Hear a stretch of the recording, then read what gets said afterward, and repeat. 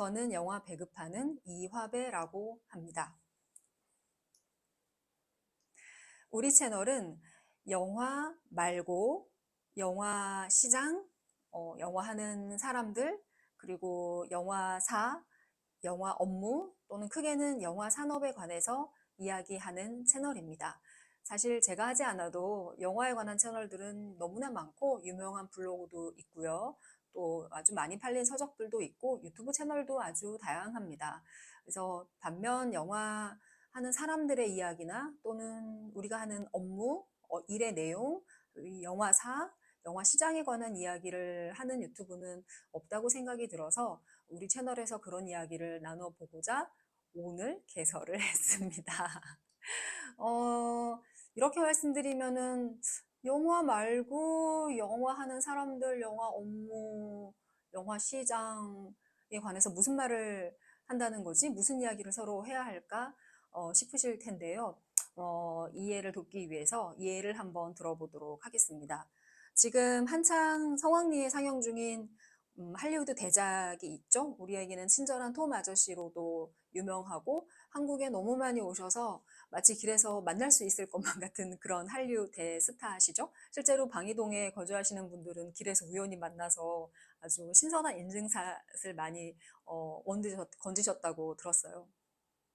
미션 임파서블 시리즈는 한국에서 조금 독특한 방식으로 개봉한 대형 블록버스터입니다.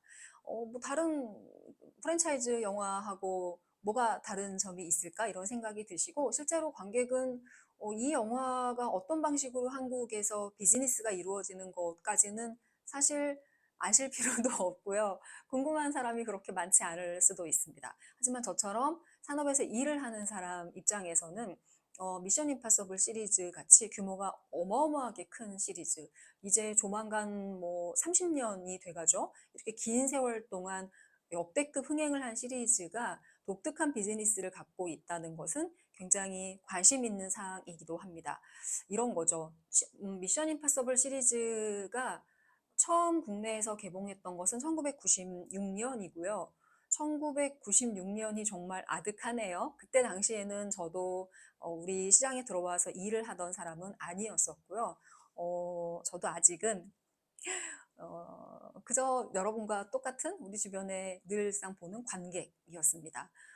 그러다가 한참 뒤에 저도 영화 산업에 들어왔고 미션 임파서블 시리즈가 처음 개봉했을 때 그 화제성을 업계에서 느꼈다기보다는 관객으로서 너무 강렬하게 느꼈었던 이제 기억이 나서 이 시리즈물은 제가 일하기 전부터 알고 있었고 제가 일한 다음에도 꾸준히 나아져서 화제를 일으키면서 이제 7번째 시리즈까지 개봉을 한 것이죠.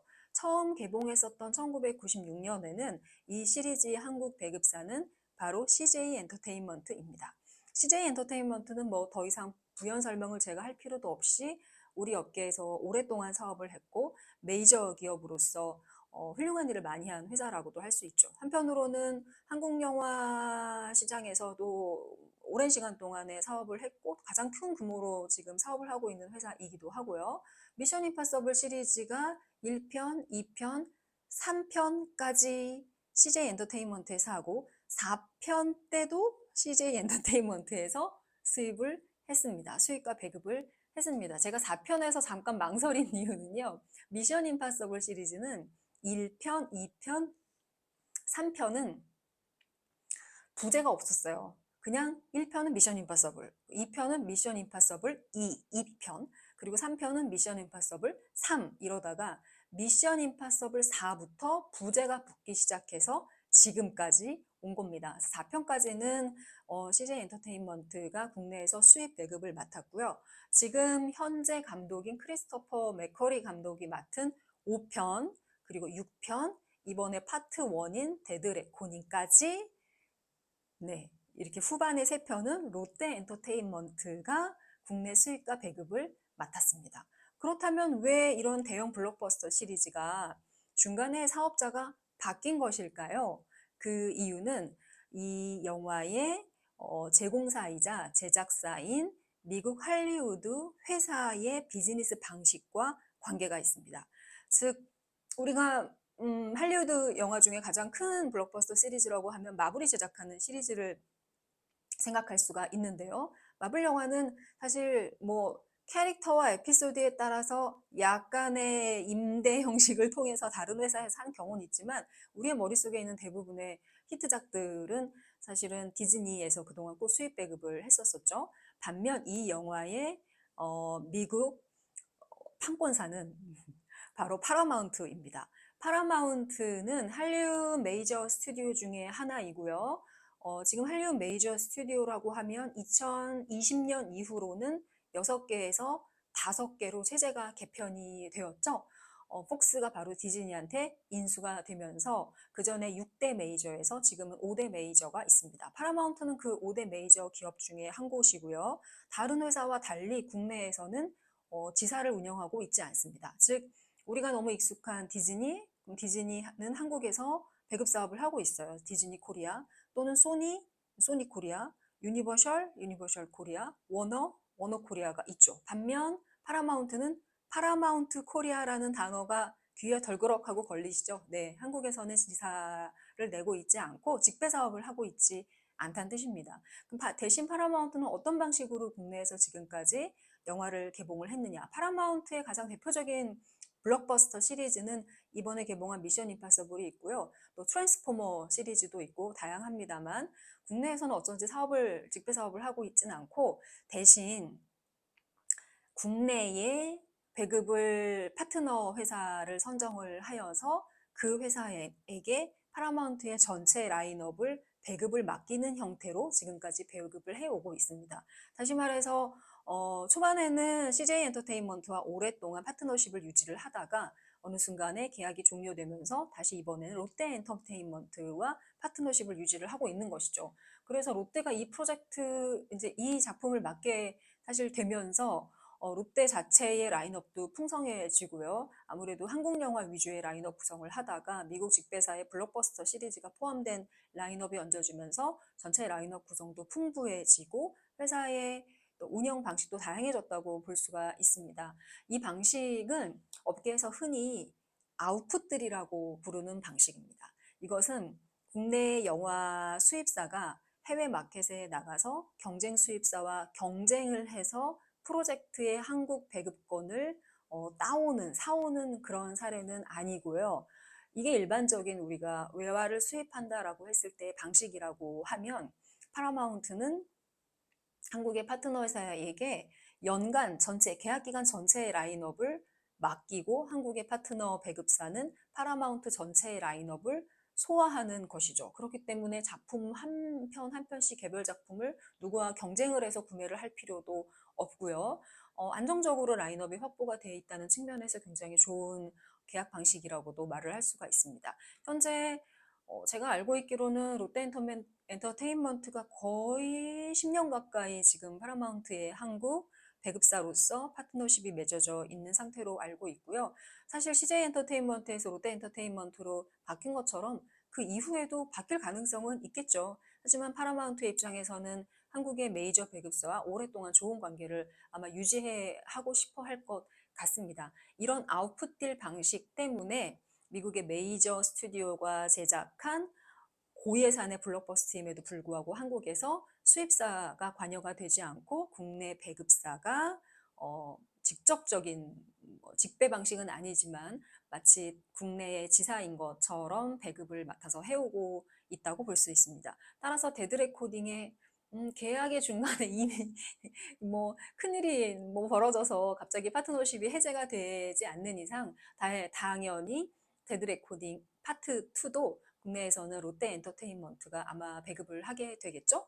직배 방식이 하나의 외화가 한국에 들어오는 방식이라고 하면 또 외화를 전문적으로 수입하는 수입사가 해외 마켓에 나가서 세일즈 회사와 계약을 통해서 영화를 구매해서 가지고 오는 게 또 하나의 일반적인 방식이라면 지금과 같은 아웃풋딜 방식은 그 둘의 중간적인 방식이라고 할까요? 그렇다고 볼 수 있습니다. 아웃풋딜 방식이 어떤 식으로 한국에서 이루어지는지는 사실 개별 회사 간의 계약이기 때문에 구체적인 조건은 알려져 있지 않지만 대략적인 것은 일반적으로 과거에 이런 아웃풋딜을 추진했었던 회사들을 가만히 보면 예를 들면 과거에 라이온스 게이트나 서밋 같은 미국의 미니 메이저라고 하는 또 큰 좋은 라인업을 갖고 있는 큰 회사가 있는데, 이런 회사들이 한국에서 파트너 회사를 찾으면서 예를 들면 자신들의 영화의 프로덕션 버짓의 몇 퍼센트를 동률로 투자하는 조건으로 한국 배급사를 선정한다든지 뭐 이런 딜을 과거에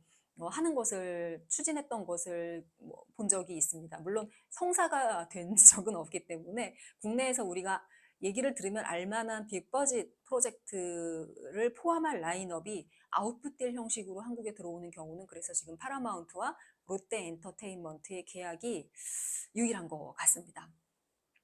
그리고 제가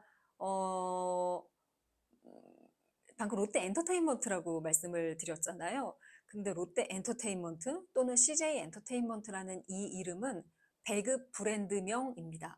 롯데 같은 경우에는 과거에 롯데 쇼핑이라는 법인 안에 극장을 하는 시네마 부문과 그다음에 투자 배급 사업을 하는 엔터테인먼트 부분이 있었고, 그런 브랜드 이름이었어요. 우리가 다니는 극장이 롯데 시네마인 것처럼, 또 우리가 자주 보는 한국 영화 외화를 배급하는 곳이 롯데 엔터테인먼트인 것처럼요.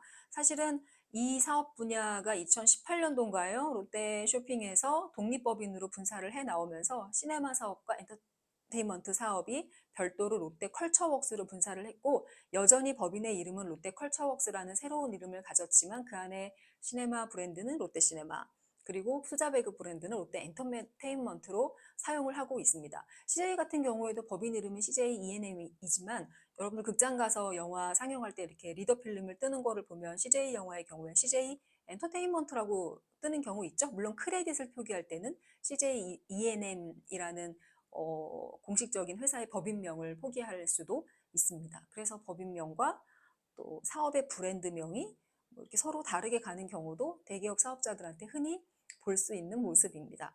오늘은 최근에 개봉한 미션 임파서블 데드 레코딩을 한국의 배급사가, 그것도 한국 영화를 주로 하는 한국의 메이저 배급사가 배급을 하게 된 배경에 이런 비즈니스 방식이 있었다라는 얘기를 드리면서 어쩌면 우리 채널이 앞으로 하게 될 이야기 중에 한 가지를 말씀드렸다고 볼 수 있고요. 또는 우리가 하고 있는 업무라든가 이 일을 하고 있는 다양한 사람들, 회사에 대해서 앞으로 더 이야기할 수 있었으면 좋겠습니다. 사실은 채널을 어떤 방식으로 어떤 콘텐츠를 채워야지라고 딱 정해놨다기보다는 아마 진행을 하면서 조금 더 저 자신도 재밌어하는 콘텐츠가 있을 수 있을 것 같고요. 또는 독자가 훨씬 더 재밌어하는 콘텐츠도 있을 수 있을 것 같아요. 아마 다양한 콘텐츠를 저도 하면서 좋은 방향을 찾도록 노력을 하겠습니다. 그리고 우리 채널의 이름이 영화와 나인 것처럼 이 채널을 보시는 여러분들도 영화와 당신의 이야기를 또 만들었으면 좋겠고, 그걸 서로 여기서 이야기를 하면 좋을 것 같습니다. 그러면 오늘은 롯데엔터테인먼트의 이 아웃풋딜 방식의 배급에 대해서 이야기를 하면서 마치도록 하고요. 아주 빠른 시간 내 두 번째 에피소드를 준비해서 돌아오도록 하겠습니다. 영화와 나 그리고 당신.